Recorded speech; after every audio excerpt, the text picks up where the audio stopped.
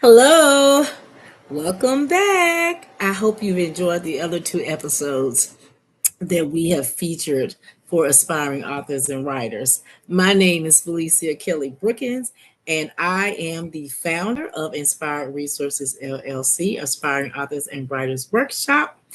And today I am talking with you on, are you writing a book or building an author business? This is going to be our third episode, our third discussion. We've already talked about book promotions, and now we're going to be talking about your reader community. Before we go any further in, just to tell you a little bit more about me, over the years, I have learned that writing a book and building an author career are two very different things. Okay? And so that's why I'm here to talk with you today. Because I am an author of multiple books. I have a series called the Waves Trilogy.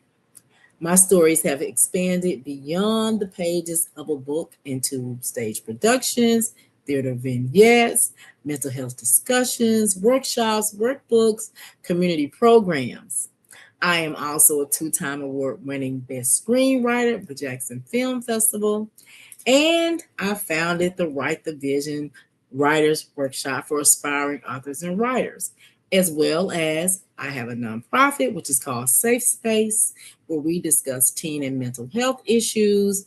We also have theater vignettes called The Brownie. It's part of our Brownie Collective, and we discuss mental and spiritual subjects and focus areas. Now, why did I share all that with you? I shared all that with you so that you would know that these accomplishments are not simply just giving you a list.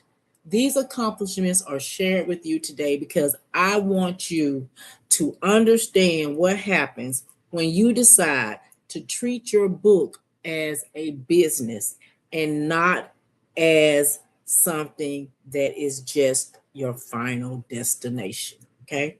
I wrote a book and that's it. We're done. We stop. What I shared with you earlier is to show you that there are many other possibilities for you as a published author or future published author. So that brings me into today's question. Are you writing a book, or are you starting an author business? We're going to talk a little bit about it so that you can determine what it is that you're doing or that you want to do. Part 3 of our series of Are You Writing a Book or Are You Building an Author Business will focus on your reader community. Yay! Your fans, your book club members, your literary cheerleaders. We're going to be talking about the reader community because the reader community is very important as well when you are setting up your author business, if that's what you're interested in doing. So I'm going to share with you a couple of things that I think may be helpful to you when it comes to your reader community. I will begin by saying to you that your reader community, they are that community that follows you, they support you, they participate with you in things that you're having, whether virtual, face-to-face. They're going to be there, they're going to support, they're going to purchase your book, they're going to like your post about your book. The goal is for you, though, to not only collect followers, to gain followers and get a reader community, but your goal is to also build a relationship with that reader community, okay? With the people who care about your work, care about you literally, you might say. So let's go ahead and get into it and talk about this reader community. Some may call it a book club, some may call it their fan club. First thing I want to share with you, because I've got about 5 tips today that I think might be helpful. Number 1, decide who your primary readers are. Okay?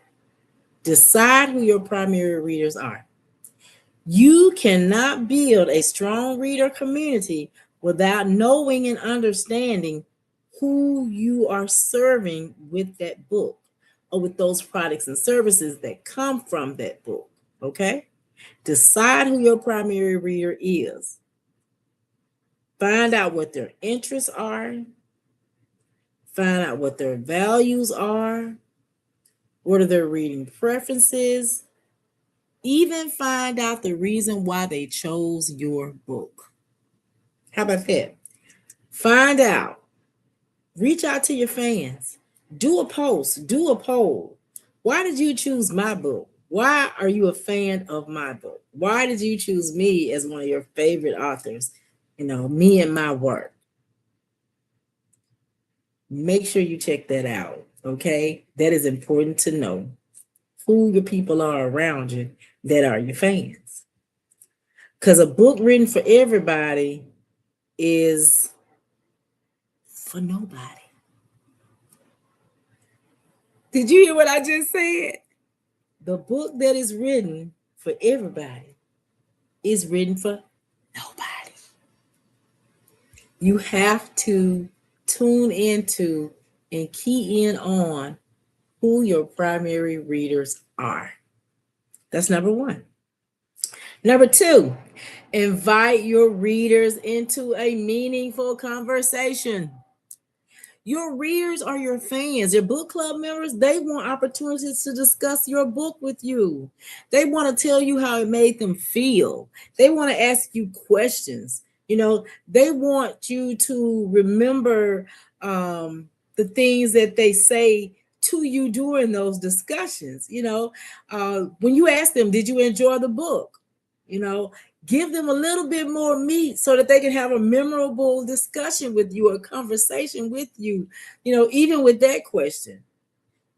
So not just did you enjoy the book, but how about what character did you like?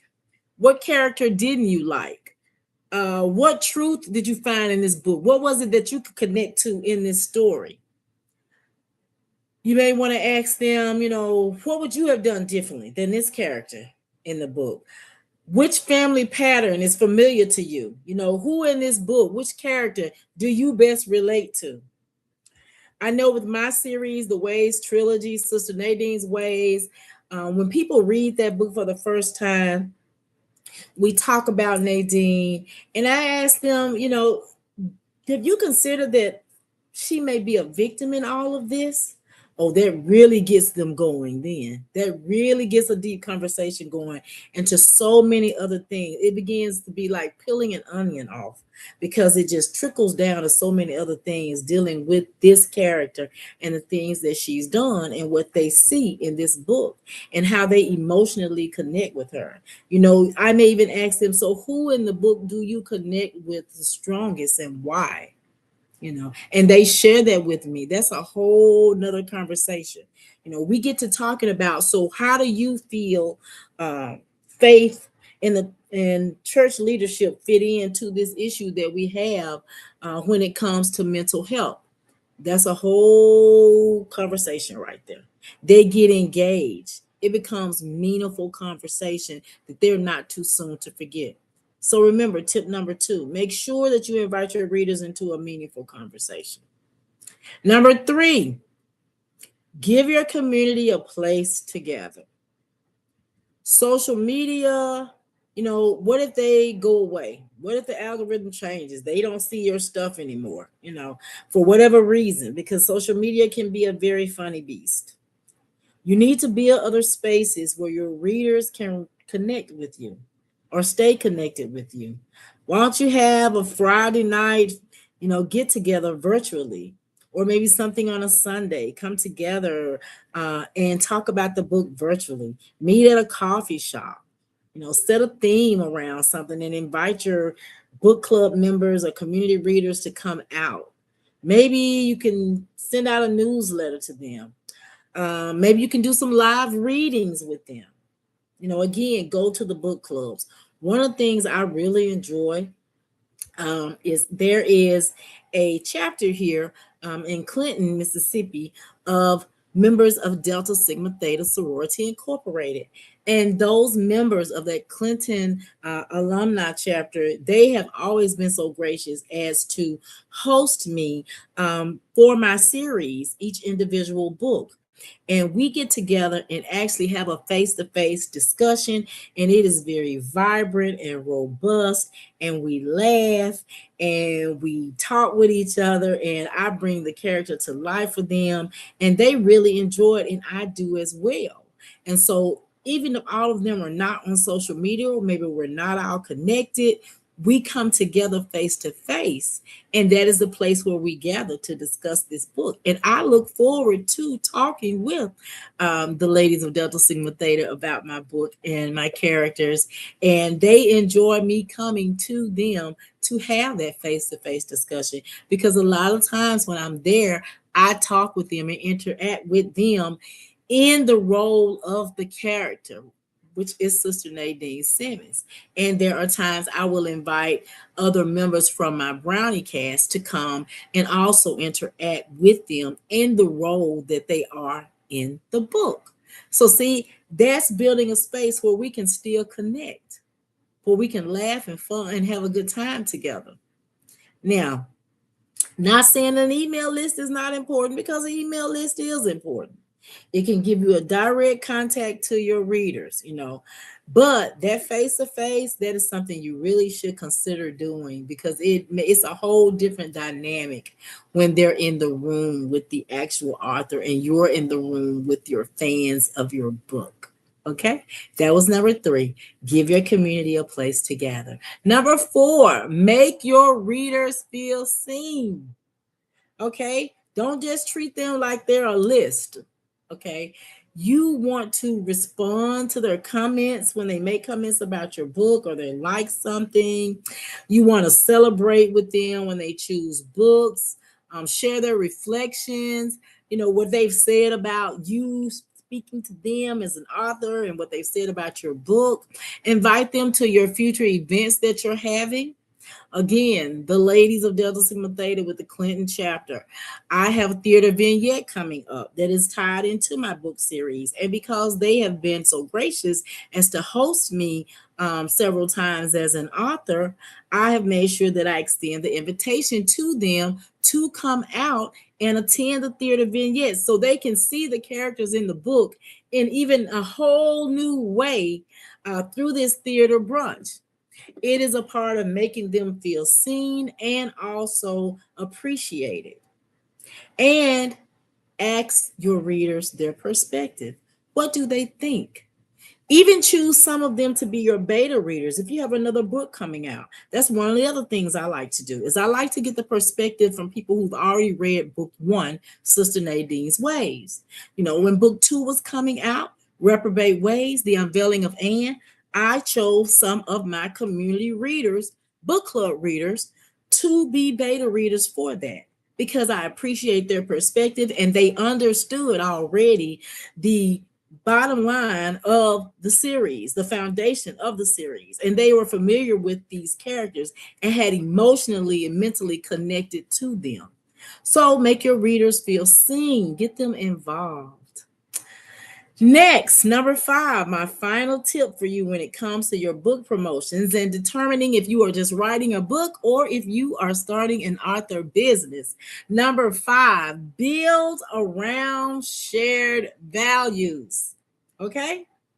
Not just that book. What are your shared values? Your strong reader community should not go away after your book campaign ends. Pull them in, invite them in into the bigger things that you're doing. You may invite them again to, let's say, for example, with me, my theater vignettes, I'm inviting them to attend that.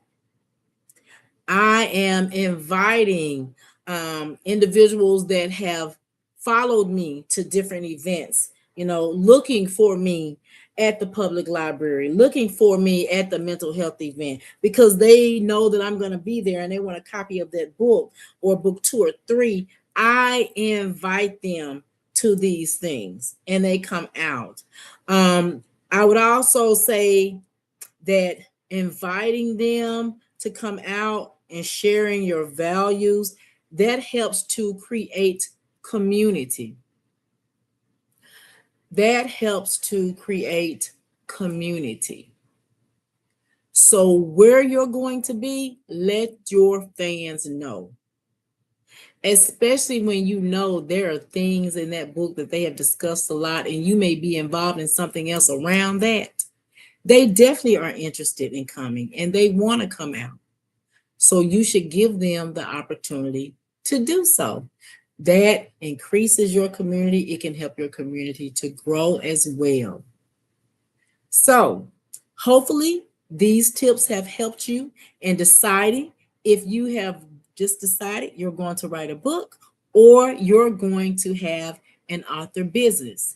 I'm going to run back through these tips one more time and then we're going to close it out for today.